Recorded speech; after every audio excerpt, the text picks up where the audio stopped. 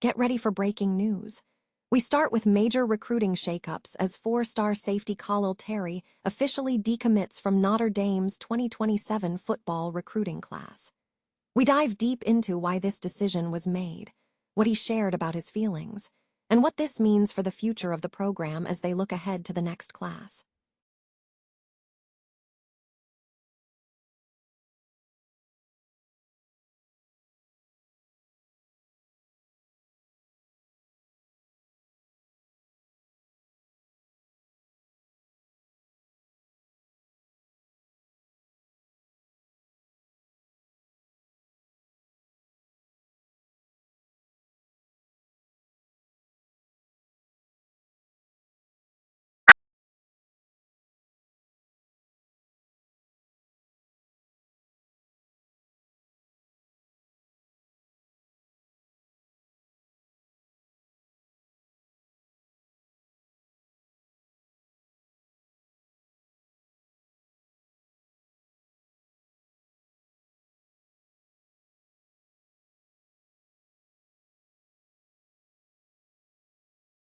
Like Mickey Kidder and Irish head football coach Marcus Freeman, and see how the community is building connections.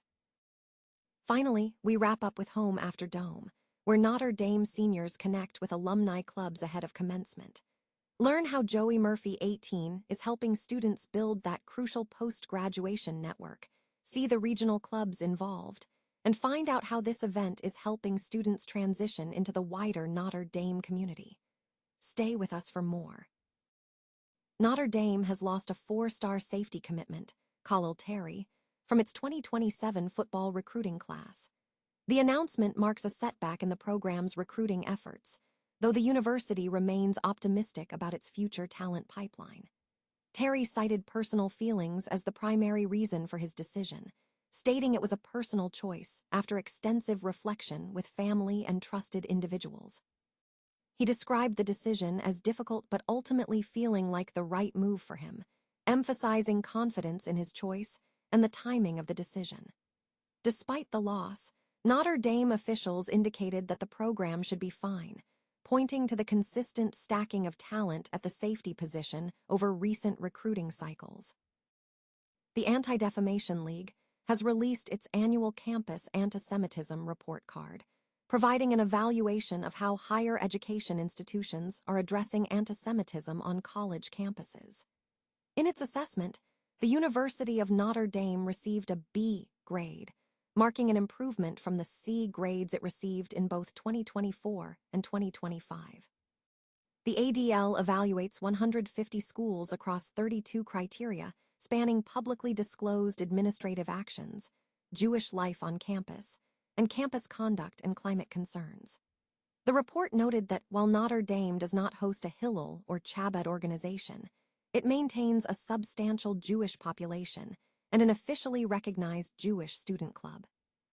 The evaluation also acknowledged the university's initiatives, such as Anti-Semitism Awareness Week and investments in Jewish and Israel-related studies. Specifically addressing the aftermath of the October 7, 2023, Israel-Hamas war, the ADL highlighted Notre Dame's administrative responses, citing former President Fr. John Jenkins' statement condemning Hamas's actions and calling for a ceasefire and humanitarian aid to Gaza. Notre Dame responded by stating its mission is to ensure a sense of belonging, condemning all forms of anti-Semitism and emphasizing opportunities for Jewish students to gather and celebrate holidays. However, the report identified areas for improvement, particularly concerning campus protests in spring 2024 that called for divestment from Israel. The ADL docked the university for the presence of hostile anti-Zionist student groups and for lacking specific groups such as a Jewish alumni group or a pro-Israel student organization. Student groups offered differing perspectives.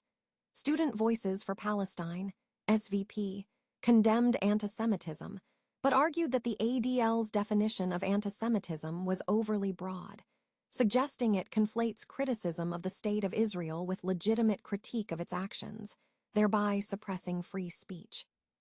Conversely, Zain Zachary, president of the Jewish Club of Notre Dame, suggested the ADL's ranking system prioritized certain organizations over the broader values of the Jewish community, arguing that Notre Dame deserved a higher grade for its lack of widespread antisemitism.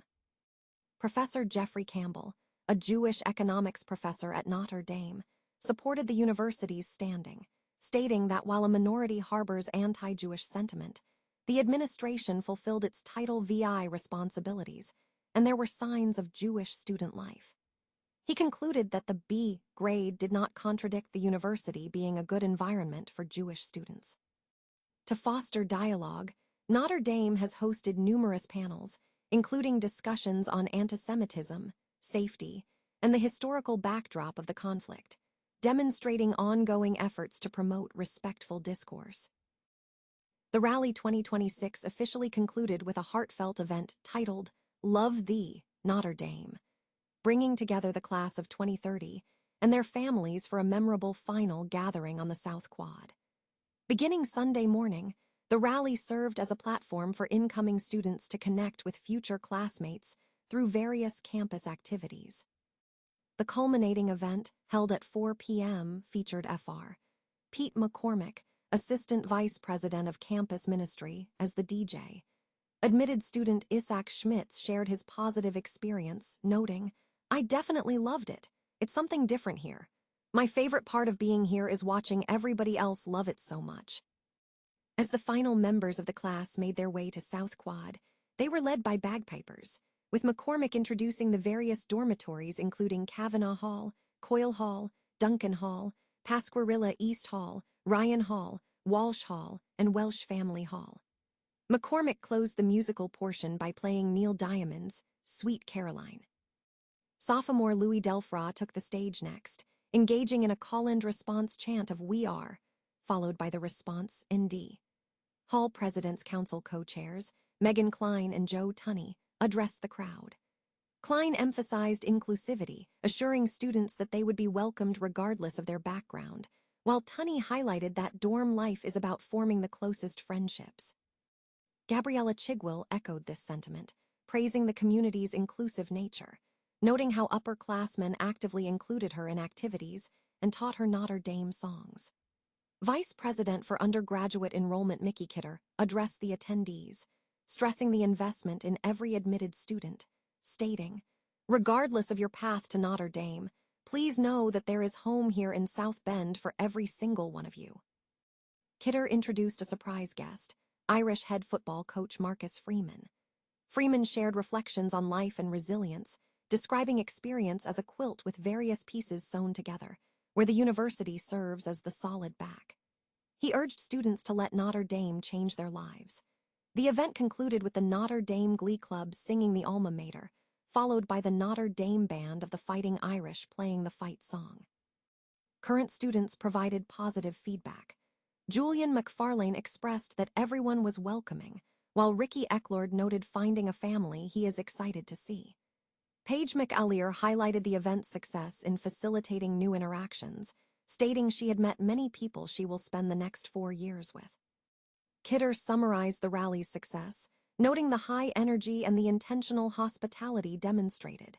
She expressed gratitude for the campus collaboration, calling the Love Thee, Notre Dame event magical, as it beautifully highlighted the components of the Notre Dame education: academics, faith, and community.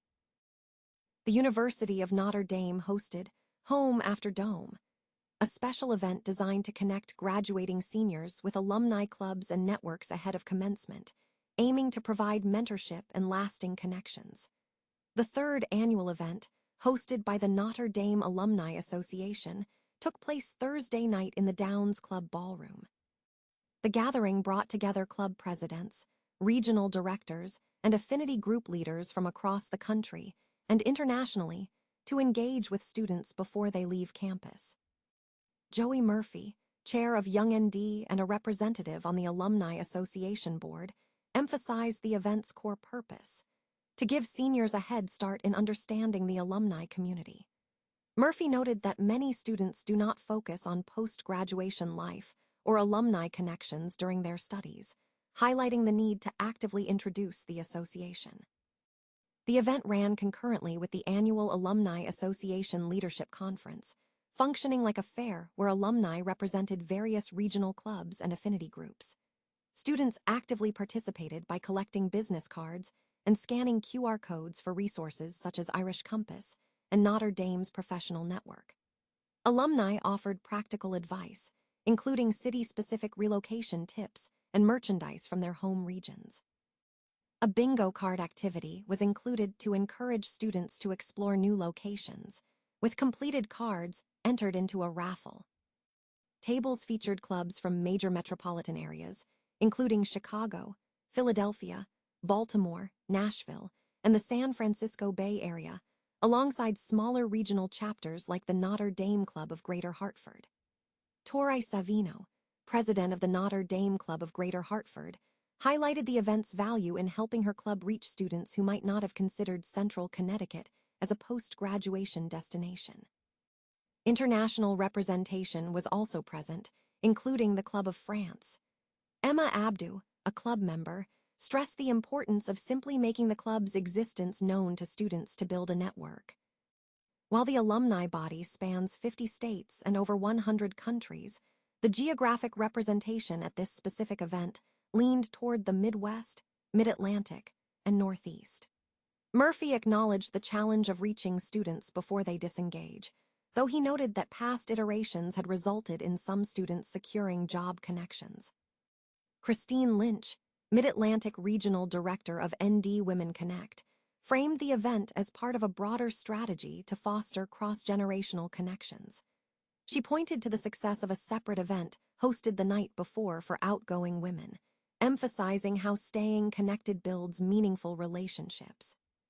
Catherine Ellis, a senior global affairs major, found the format beneficial as it avoided feeling like an obligatory networking session, sparking unexpected interest in volunteering with alumni clubs. Murphy concluded that the ultimate goal of the evening is helping students transition from being a student to becoming a contributing member of the Notre Dame community, ensuring they feel connected even after graduation.